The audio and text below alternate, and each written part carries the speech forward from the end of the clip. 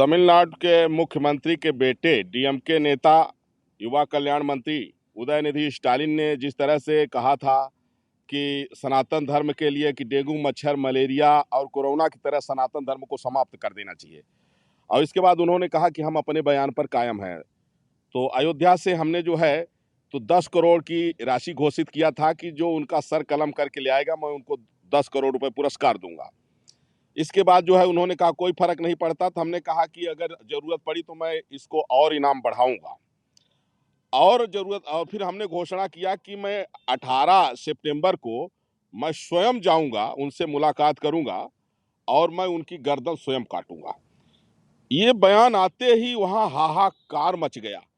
जो व्यक्ति 120 करोड़ जो है भारतीयों की हत्या करने का बयान दे रहा था, जो व्यक्ति सनातन धर्म को समाप्त करने की बात कर रहा था, वो इतना डर गया क्योंकि बाप उसका मुख्यमंत्री अब बेटा समाज कल्याण मंत्री, वहां केस तो उसके ऊपर बनता है। अगर वो इस तरह का बयान न दिया होता तो फिर उसके पहले तो हम लोगों की कोई प्रतिक्रिया नहीं थी, लेकिन जब उसने सनातन धर्म को समाप्त करने की बात कहा तो सनातन धर्म तो तब समाप्त होगा ना जब सनातन धर्म को मानने वाले समाप्त हो, उसको मारा जाए।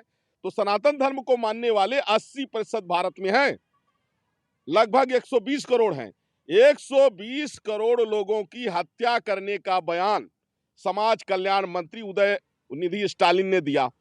उसके विरोध में मैंने कहा और मैं 18 सितंबर को तमिलनाडु चेन्नई पहुंच रहा हूं उदयनिधि स्टालिन का सर कलम करने के लिए।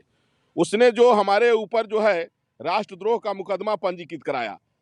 अब राष्ट्रद्रोह का मुकदमा चूंकि उसका बाप मुख्यमंत्री है, वो खुद मंत्री है, अब पुलिस उसकी है।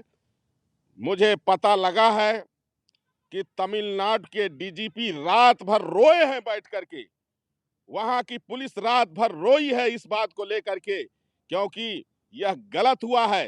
राष्ट्रद्रोह का मुकदमा तो उदयनिधि स्टालिन पर बनता है, जिन्होंने 120 करोड़ निर्दोष सनातनियों की हत्या करने का बयान दिया है। अब उनके बयान की प्रतिक्रिया में हमने कहा कि जिससे वो अपना बयान वापस ले लें, तो कहा कि नहीं, हम अपने बयान पर कायम हैं। और जैसे ही हमने कहा कि हम वहां 18 सितंबर को आ रहे हैं, तो एफआईआर क्या करा रहे हैं कि यहाँ भय व्याप्त हो गया है, सब डर रहे हैं, तो बिल में घुस जाओ, ऐसा बयान क्यों दे रहे हो। माने मेरा नाम सुनते ही कि मैं 18 सितंबर को आ रहा हूं, वहां भय व्याप्त हो गया। मैं गारंटी से कह रहा हूं, जनमत संग्रह करा लिया जाए, वहां उदयनिधि स्टालिन के बाप से ज्यादा समर्थक हमारे हैं वहां तमिलनाडु में, और तमिलनाडु में पूरे देश में। इसलिए जिस तरह से उन्होंने बयान दिया है, उनके ऊपर राष्ट्रद्रोह का मुकदमा पंजीकृत होना चाहिए। ये तो उल्टा है, कहते उल्टा चोर कोतवाल को डांटे। वह 120 करोड़ लोगों की हत्या कराने की बात कर रहा है, सनातन धर्म की तुलना डेंगू मच्छर मलेरिया और कोरोना रोग से कर रहा है। सनातन धर्म को समाप्त करने की बात पहले वो कर रहा है, और अगर प्रतिक्रिया में हमने कह दिया तो हमारे ऊपर राष्ट्रद्रोह का मुकदमा पंजीकृत हो रहा है। इसलिए मैं चेतावनी दे रहा हूं तमिलनाडु के मुख्यमंत्री के बेटे उदयनिधि स्टालिन को, अगर वो अपना बयान वापस नहीं लेता है तो उसका सर कलम मैं करूंगा, और कायदे से तो उसके ऊपर राष्ट्रद्रोह का मुकदमा पंजीकृत होना चाहिए, मेरे ऊपर नहीं। क्योंकि मैं 120 करोड़ जो है सनातनियों का आचार्य जगत गुरु परमहंस आचार्य बोल रहा हूं। हमने कभी भी हिंसा की बात नहीं की, लेकिन जब तुम 120 करोड़ लोगों की हत्या की बात किए हो, सनातन धर्म को समाप्त करने की बात किए हो, तो प्रतिक्रिया में हमने बयान दिया है, और अगर बयान तुम वापस नहीं लोगे तो गर्दन तुम्हारी कटेगी।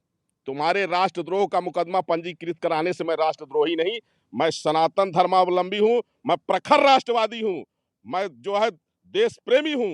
राष्ट्रद्रोही तो तेरा बाप है, राष्ट्रद्रोही तो तू है, और तुम्हारी औकात मैं दिखा दूंगा। क्या महाराज आपकी तरफ से भी कोई एप्लीकेशन वगैरह दाखिल की जाएगी? हमने भी जो है तो अयोध्या कोतवाली में उसके खिलाफ राष्ट्रद्रोह का मुकदमा पंजीकृत करने के लिए उससे पहले हमने जो है तो तहरीर दिया है, लेकिन उसके खिलाफ नहीं हुआ। और वहां चूंकि अब पुलिस पर दबाव बना करके उसका बाप मुख्यमंत्री है तो उसने करा दिया है, तो उसके कराने से नहीं होगा, उसकी छठी का दूध मैं याद दिला दूंगा। नमस्कार, मैं हूं मानक गुप्ता। अगर आपको हमारा ये वीडियो पसंद आया हो तो इसे लाइक और शेयर जरूर करें, और हां, हमें सब्सक्राइब और फॉलो करना ना भूलें ताकि आप देश और दुनिया की कोई खबर मिस ना करें। तो जुड़े रहिए हमारे साथ और देखते रहिए News 24।